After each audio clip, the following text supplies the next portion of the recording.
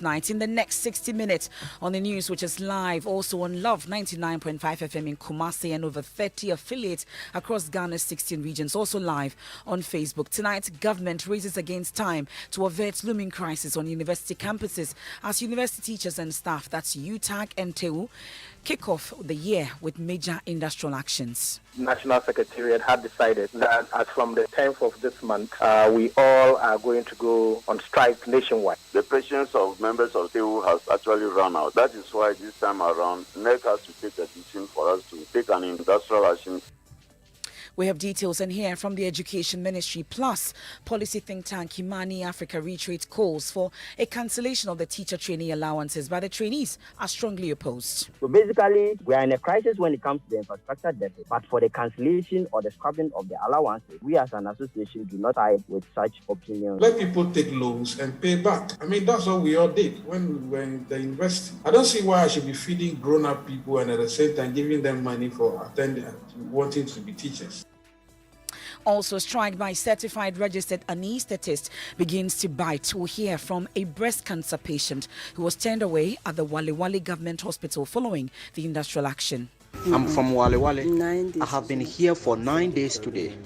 I was scheduled to have my breast surgery today, but the doctor told me that cannot happen. We have more from the anaesthetist who would warn that the district hospitals will be the most affected.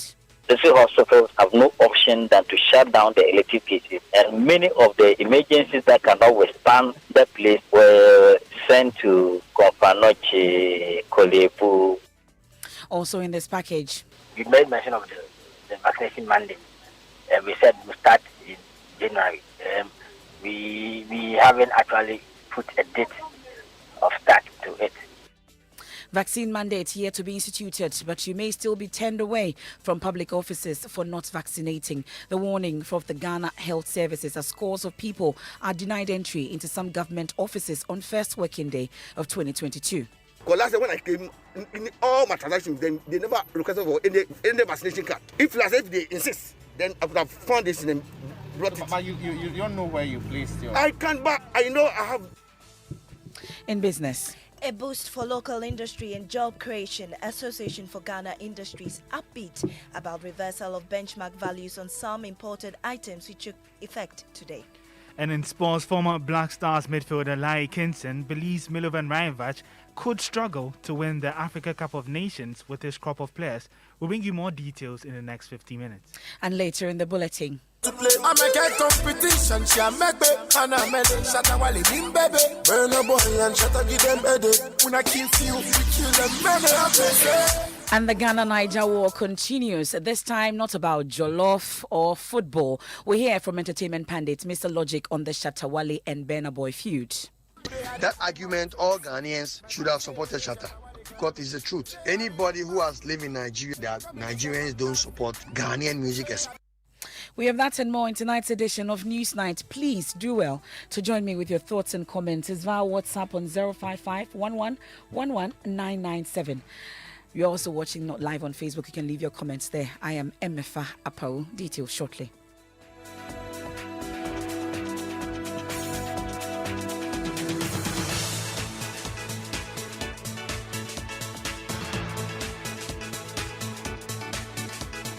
And this is your home of independent, fearless and credible journalism. Tonight, we're just about ending the first working day of the new year, 2022. And already, two major labor unions in the education sector are declaring strikes over their conditions of service. And this warning they've served over the period. The Teachers and Educational Workers Union, TEU, are embarking on an indefinite strike action for government's failure to pay them an agreed professional development allowance. According to National President of TEU, Ambrose Kwajoja, their members in senior high schools and GES offices nationwide will continue to stay away from work as they allege discrimination in the payment of their allowances. So this allowance was approved for both teaching and non-teaching staff according to the Minister of Education, and the payment was to take effect from 2020. The teachers one had been paid. Then we went and alerted GES management that this allowance paid to teachers, even though it was announced for both teaching and non-teaching, our side have not been paid. So Then we continue to the new Minister of Education. And we have been waiting for them ever since. The only thing we realized is that they pay another tranche to the teachers again in the year 2021. And honestly speaking, the patience of members of TEU has actually run out. That is why this time around, NEC has to take a decision for us to take an industrial action. I'll speak to TEU extensively shortly, but you can also hear from the University Teachers Association of Ghana, UTAG. They will also embark on a strike action from the 10th of January following the inability of government and the unions to agree on their demand to pay entry-level lecturers $2,084. According to President of the University of Ghana branch of the association, Dr. Samuel Nkumban, government has failed to resolve their concerns despite the several meetings they held last year. Certainly, it's a strike that is pending. UTAG was going to go as a first step ahead of the national declaration. You will note that it was in November of last year that the National Executive Committee of UTAG issued a communique in relation to some conditions of service that government had failed to meet, and some timelines were given that by close of December, if those were not addressed, then of course we were going to be going on strike in January. And so UTAG UG rescinded a decision to go on the 3rd in sync with what the National Secretariat had decided, that as from the 10th of this month, we all are going to go on strike nationwide. That's Dr. Samuel Nkumban. He will join me also shortly on the phone. Let me start with Ambrose Kwajoja. He's president for TEU. We're grateful for your time here on Newsnight, sir. So clarify for us, what exactly is the issue when it comes to TEU and your concerns that you've raised? Yes, thank you, MFA. And I want to wish all our members Happy New Year, even though we are not happy in the New Year. Our issue, as you said in the prelude, is simple. A professional development allowance has been announced to pay to both teaching and non-teaching staff in the year 2020. And that of the teachers have been paid, leaving non-teaching staff members. So our members have been thinking with the national leadership, we have either gone for the money or we are not pushing enough to collect what belongs to them. So finally, after following up on the issues a number of times, we met as NEC late last year, and we took a decision that if government does not respond to our concerns by the close of the year, then we would advise ourselves. Hence, the decision to embark on industrial action from tomorrow. But before you decided to declare this industrial action from tomorrow, you know that we've had a long Christmas break amongst others. Once we started this year, today, for instance, have you tried reaching out to the authorities on this, whether they're going to resume talks with you or something will be done about it before declaring the strike? Yeah, this one, it did not start during the Christmas holidays. It started way back 2020. And throughout 2021, we have been following up. And I remember around the end of August 2021, we met GS management and they assured us to form a technical committee comprising 2 members of management to address some of our issues we sent to them, including this particular issue.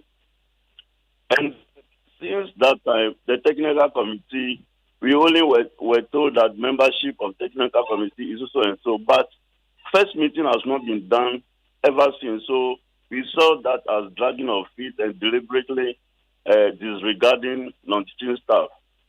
That is our issue. And since it was declared that you're starting the strike tomorrow, in fact, some have questioned what a way to start the year 2022. Have we heard from those in charge? What are they saying about it?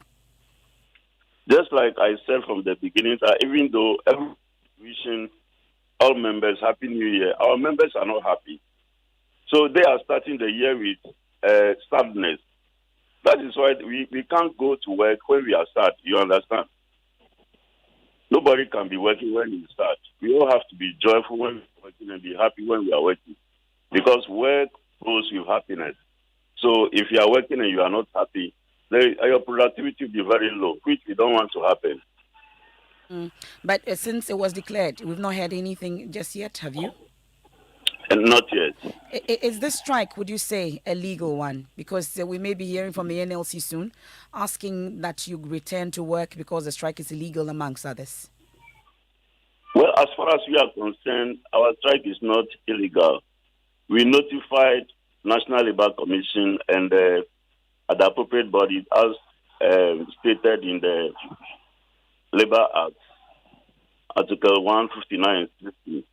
So we gave those notifications and the 7 days are expired. So we are within the law. And when was this notification given? And the NLC tells you that it's okay to go ahead? Well, NLC will not write you that it is okay to go ahead. But we gave our notification, I think, around 22nd of December 2021. Okay. Well, Mr. Kwajoja, we're grateful. We'll be following that closely and see how it pans out. Hopefully, you don't have to embark on this strike, knowing the impact of this particular action you're about to embark on. Ambrose Kwajoja is a TEWU president. Let's bring in Dr. Samuel Nkumba. He's with the UG chapter of UTAG. We're grateful. It appears I've lost count the number of times we've interacted on this particular issue the past year, 2021. Now, in 2022, we've just started the year, and you're serving notice that from the 10th of January, you are embarking on another action. We saw what happened the previous time, up to about a number of weeks. Nothing happened. How then are you sure that this time you're going to see anything change?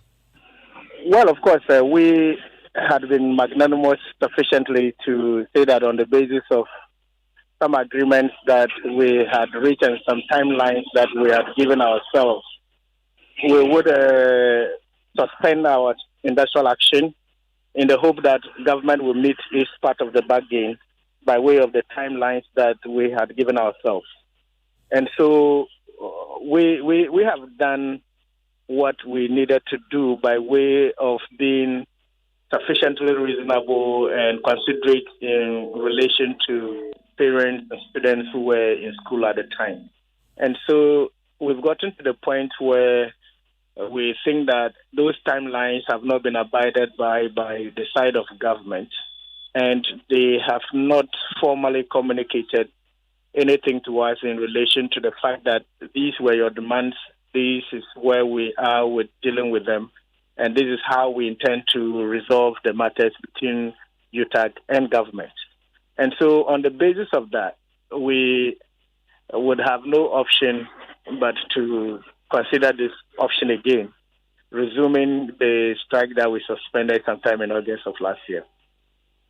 Beyond that, we note that November we served notice after our executive committee meeting of November 11 that these timelines were important and that government needed to respond to us.